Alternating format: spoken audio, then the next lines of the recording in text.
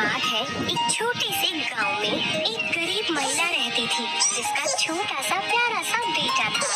गांव वालों ने भविष्यवाणी की कि वो बहुत भाग्यशाली है और बड़े होके एक राजकुमारी से शादी करेगा।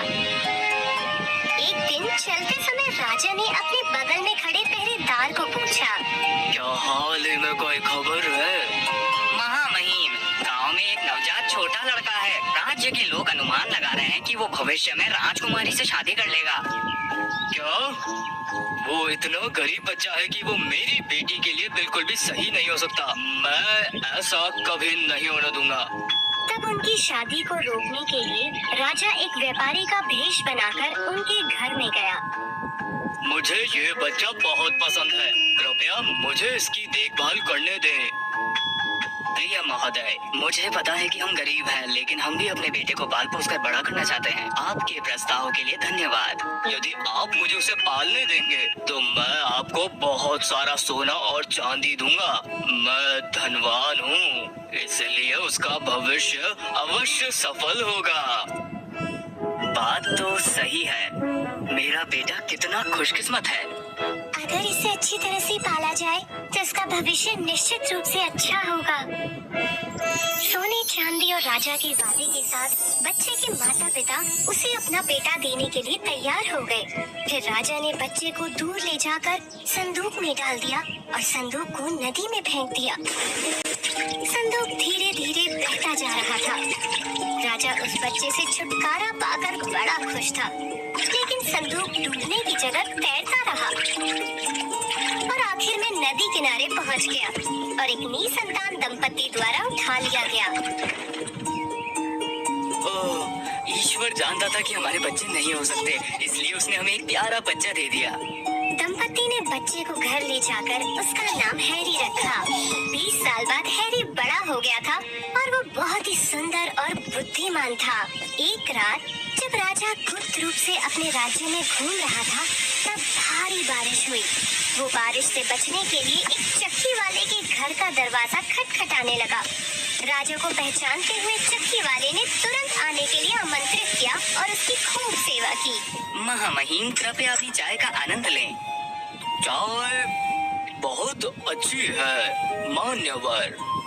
क्या वो आपका बेटा है? महामहिम, उसका नाम हैरी है और हमने उसे गोद लिया है। मैंने उसे 20 साल पहले एक नदी पर तैरते हुए संदूक में पाया था। राजा स्तब्ध रह गया जब उसे पता चला कि चक्की वाले का बेटा वही बच्चा है जिसे उसने 20 साल पहले मारने की कोशिश की थी। उसने तुरंत एक बार हैरी को फिर से मारने की योजना तैयार की। मैं महारानी को बिना बताए राज्य के दौरे पे निकला था। क्या आप इस पत्र को महल तक पहुंचाने में मेरी मदद कर सकते हैं? हैरी को राजा की योजना का बिल्कुल नहीं पता था, इसलिए वो तुरंत तैयार हो गया। महामहिम, मैं अपनी पूरी कोशिश करूंगा। हैरी ने पत्र और राजा की मुहर ली, फिर उसे बंद कर दिया। हैरी को नहीं पता था कि रानी के लिए दिए गए पत्र में उसे बंदी बनाने का राजा का आदेश था। वो काफी देर चलता रहा, लेकिन जंगल में गुम हो गया। हैरी ने दूर से आती रोशनी का पीछा किया। जंगल के बीच में एक छोटे से घर से इस रोशनी को आते देख वो हैरान रह गया। बढ़िया है, मुझे वहाँ जाकर आराम करने के लिए पूछना होगा। हैरी ने उस छोटे घर जाकर वहाँ रुकने की आज्ञा मांगी। ये एक सौम्य वृद्ध महिला का घर था। आप कहाँ से हैं और कहाँ जाना चाहते हैं? प्रिय मैम, मेरा नाम हैरी है। राजा ने मुझे महल में रानी के लिए एक पत्र ले जाने के लिए कहा, लेकिन क्योंकि मुझे रास्ता नहीं पता था, मैं जंगल में खो गया। कृपया मुझे आज रात यहाँ रहने दें। कृपया कुछ खा लें और आधी रात से पहले चले जाएं। क्या मैं चिमनी के पास सोफे पर सो सकता हूँ? ये एक क्रूर डाकू का घर है और मैं उसकी माँ हूँ। आधी रात को जब वो वापस आएगा तो मुझे डर है कि वो तुम्हें मार डालेगा। वो ठीक है, मैं थक गया हूँ, मैं अब और नहीं चल सकता। हैरी को थका देखकर बूढ़ी औरत ने उसे वहाँ सोने की आज्ञा दे दी। आधी रात को डाकू घर आया और अपने सोफे पर एक अजनबी को सोते देख बहुत क्रोधित हुआ। मेरे सोफे पर कौन सो रहा है माँ?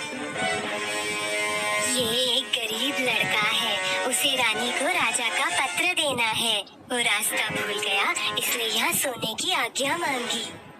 कृपया उसे नुकसान न पहुंचाए। डाकू बहुत उत्सुक था कि आखिर उस पत्र में क्या है, इसलिए उसने पत्र को खोला। उसने महसूस किया कि पत्र में राजा ने रानी को लड़के को कैद करने और राजकुमारी से मिलने नहीं देने का आदेश दिया। डाकू को बहुत अजीब लगा, इसलिए उसने एक और पत्र लिखा जिसमें रानी के लिए आदेश था कि वो राजा के लौटने से पहले राजकुमारी की शादी हैरी से करवा दे। फिर उसने पत्र को हैरी के जेब में डाल दिया। हैरी जब सुबह सुबह उठा तो डाकू पहले ही घर से जा चुका था। हैरी ने बुढ़िया को अलविदा कहा, फिर पत्र को महल में ले गया। अंत में हैरी राजा के महल में पहुंचा। महल का प्रवेश द्वार ढूंढते हुए उसने एक सुंदर लड़की को बगीचे में पौधों को पानी देते देखा। वो राजकुमारी एलिजा थी। हैरी को देखकर राजकुमारी एलिजा को बहुत आश्चर्य हुआ। हैरी को पहली नजर में उससे प्यार हो गया और राजकुमारी को भी सुंदर लड़की से प्यार हो गया। आप कौन हैं? कहाँ से आए हैं और कहाँ जाना चाहते हैं? मैं हैरी हूँ। मैं एक चक्की वाले का बेटा हूँ। राजा ने मुझे उनका पत्र रानी को देने का आदेश दिया है, लेकिन मुझे महल का रास्ता नहीं पता था, इसलिए मैं भटक गया हूँ। मैं राजकुमारी एलिजा हूँ। मैं तुम्हें अपनी माँ से मिलाने ले जा सकती हूँ। फिर राजकुमारी एलिजा हैरी को रानी के स्थान पर ले गई। महामहिम, मेरा नाम हैरी है। राजा ने मुझे ये पत्र आपको देने का आदेश दिया था। ऐसा कहने के बाद हैरी ने तुरंत रानी को पत्र दे दिया। राजा ने प्रमाण के लिए मुझे ये मुहर दी। मोहर को देखकर रानी और राजकुमारी दोनों बहुत हैरान थी। राजकुमारी ने कहा, ओह, ये मेरे पिता की पसंदीदा मोहर है। राजा ने पत्र में जो लिखा था उसे पढ़कर रानी ने तुरंत राजकुमारी और हैरी की शादी का आयोजन किया। सभी लोग बहुत खुश थे और युवा जोड़े को आशीर्वाद दिया। जब तक राजा वापस आया तब तक विवाह संपन्न हो चुका था। राजा को जब पता चला कि रानी ने हैरी और राजकुमारी एलिजा की शादी करवा दी है तो वो बहुत क्रोधित हुआ। आपने ये बेतुका विवाह क्यों कराया? आपने मेरे आदेश की अवहेलना क्यों की? आखिर ये पत्र किसने बदला? राजा ने रानी से पत्र लिया और उसे पढ़ा। जब राजा ने पत्र देखा तो वो ये देखकर बौखला गया कि ये उसके द्वारा लिखा हुआ पत्र नहीं था। राजा ने सोचा कि हैरी ने पत्र बदल दिया। हैरी भी काफी हैरान था कि पत्र कैसे बदल गया जबकि उसने इसे खोला भी नहीं था। महामहिम, मैंने कभी पत्र खोलने या नया लिखने का साहस नहीं किया। पिताजी, मुझे विश्वास नहीं है कि वो उस तरह के व्यक्ति हैं। तो असली पत्र में आपने क्या लिखा था? राजा ना तो सच बता पाया और ना ही हैरी और अपनी बेटी की शादी को स्वीकार कर पाया। उसने तुरंत एक योजना बनाई। ठीक है, तुमने मेरी बेटी से पहले ही शादी कर ली है, लेकिन अगर तुम मेरी बेटी के साथ रहना चाहते हो तो तुम्हें दानव के बालों के 3 सुनहरे धागे वापस लाने होंगे। पिताजी, ये उसके लिए बहुत कठिन है। ये दुष्ट दानव उसे खा सकता है। हाँ, वो सही है। उस दानव के पास कोई नहीं जा सकता। मैंने फैसला कर लिया है, कोई भी मेरा मन नहीं बदल सकता है। महामहिम, मैं आपके लिए दानव के बालों के 3 सुनहरे धागे ले आऊंगा। हैरी ने हिम्मत करके दानव के बालों के 3 सुनहरे धागे खोजने के लिए हामी भर दी। दानव को खोजने के रास्ते में हैरी को एक किला मिला। उसे एक पहरेदार ने रोका और पूछा, आप कौन हैं और आप कहाँ जाना चाहते हैं? मैं हैरी, राजकुमारी एलिजा का पति हूँ। मैं राजा के लिए दानव के 3 बालों के सुनहरे धागे की तलाश कर रहा हूँ। यदि आप इस प्रश्न का उत्तर देंगे तो आप अंदर जा सकते हैं। जी, पूछिए। हमारे गढ़ में एक जादुई कुआं है। अतीत में ये बहुत ही अच्छी शराब का उत्पादन करता था। अब कुआं सूखा है, इसलिए शराब नहीं है। तुम जानते हो क्यों? ठीक है, मेरे वापस आने की प्रतीक्षा करें और मैं आपके प्रश्न का उत्तर दूंगा। हैरी आगे बढ़ता रहा। एक और दिन बीत गया और हैरी एक और गढ़ के द्वार पर पहुंचा और एक और अन्य पहरेदार ने उसे रोका और पूछताछ की। आप कौन हैं और आप कहाँ जाना चाहते हैं? मैं हैरी, राजकुमारी एलिसा का पति हूँ। मैं राजा के लिए दानव के बालों के 3 सुनहरे धागे की तलाश कर रहा हूँ। यदि आप इस प्रश्न का उत्तर देंगे तो आप अंदर जा सकते हैं। जी पूछिए। हमारे गढ़ में एक जादुई सेब का पेड़ है। ये हमेशा रसीला था और बहुत सारे सुनहरे सेब पैदा करता था। अब पेड़ के पास एक भी पत्ता नहीं है। तुम जानते हो क्यों? ठीक है, मेरे वापस आने का इंतजार करो और मैं तुम्हारे सवाल का जवाब दूंगा। हैरी ने बहादुरी से दानव को ढूंढना जारी रखा। जब वो एक नदी के किनारे पर पहुंचा, तो एक व्यक्ति से नौका से उसे नदी के दूसरी ओर ले जाने को कहा। नाव नदी पर तैरने लगी। आप कौन हैं और आप कहाँ जाना चाहते हैं?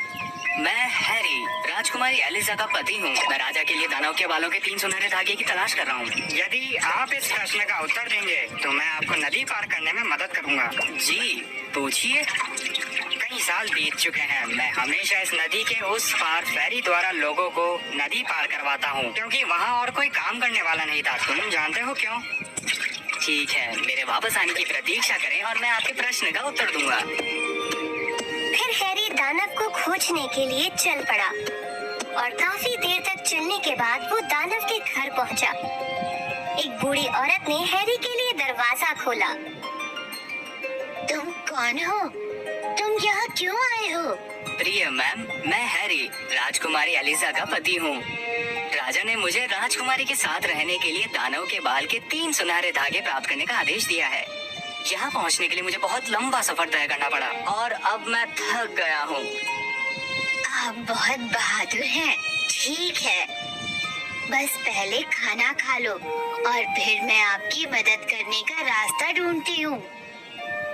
हैरी के खाना खाने के बाद बूढ़ी महिला ने हैरी को चींटी में बदल दिया और उसे अपनी जेब में चुपचाप रहने और ध्यान से सुनने के लिए कहा। आधी रात को दानव घर लौट आया। खाने के बाद दानव बिस्तर पर जाकर सो गया। हमेशा की तरह उसकी माँ उसके कमरे में गई और सोते समय उसके शरीर से कीड़ों को हटाकर उसे साफ किया। जब दानव गहरी नींद में सोया हुआ था तो उसकी माँ ने उसके सुनहरे बालों का एक धागा उठाया और गलती से उसे जगा दिया। क्या कर रहे हो? मुझे दर्द हो रहा है। मैं सो गई थी, लेकिन मैंने बुरा सपना देखा। मैं बहुत डर गई थी, इसलिए मैं चौंक गई। आपने कौन सा बुरा सपना देखा माँ? मैंने एक शराब बनाने वाले कुएं का सपना देखा। अचानक वो सूख गया और अब पानी की एक बूंद भी नहीं है।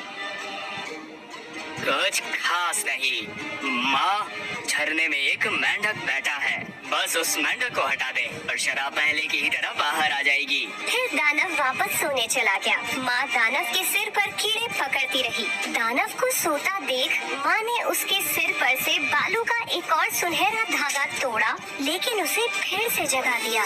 मुझे दर्द हो रहा है। माँ, आप क्या कर रहे हो? मैंने फिर से एक बुरा सपना देखा। क्या देखा माँ?